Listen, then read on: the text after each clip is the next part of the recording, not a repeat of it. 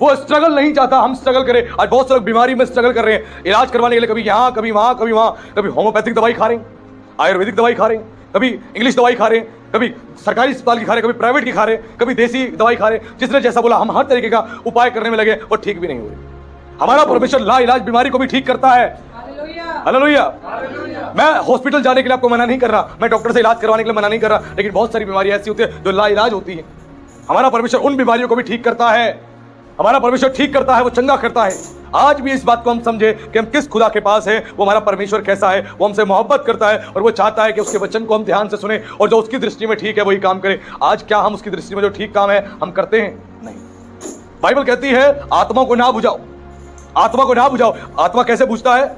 जब हम बेकार की और गंदी बातों को सुनने में अपना समय व्यतीत करते हैं। अश्लील गाने, सेक्सुअलिटी से भरे गाने, गंदे गाने हम जब सुनते हैं, गंदी फिल्में हम देखते हैं जिनसे हमारी मानसिक स्थिति खराब होती है, हमारी आत्मिक स्थिति खराब होती है, उसको सुन के हम आत्मा को बुझा रहे हैं।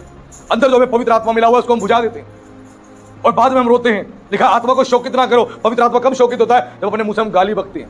हेलो, जब अपने मुंह से हम गाली बकते हैं अपने पति को, अपनी पत्नी को, अपने बच्चों को, पड़ोसियों को, रिश्तेदारों को, जब गालियां बकते हैं पवित्र आत्मा शोकित होता है। जब पवित्र आत्मा यानी परमेश्वर का आत्मा, स्वयं परमेश्वर जब शोकित होगा तो तुम्हारी जिंदगी में काम कैसे होगा? नहीं, तुम्हें उसको शोकित करना ही नहीं।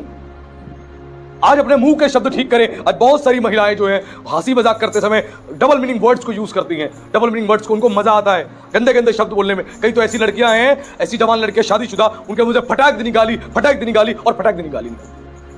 जबरदस्त गालियां निकलती हैं। ऐसे गाली निकलती है जैसे किसी का स्वागत करने के लिए फूल बरसा रही हो, है ना? ऐसा होता है।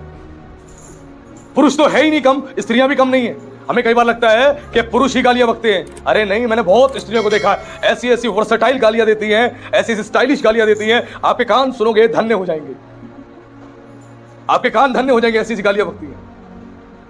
जब ऐसा जीवन हम जीते हैं तो परमेश्वर को वो बातें नहीं भाती है। इसे लिखा है कि जो उसकी दृष्टि में ठीक है हम वही काम करें जो उसकी दृष्टि में ठीक है।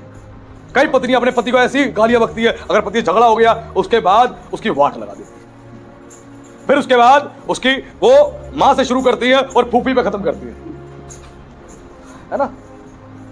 हकीकत है।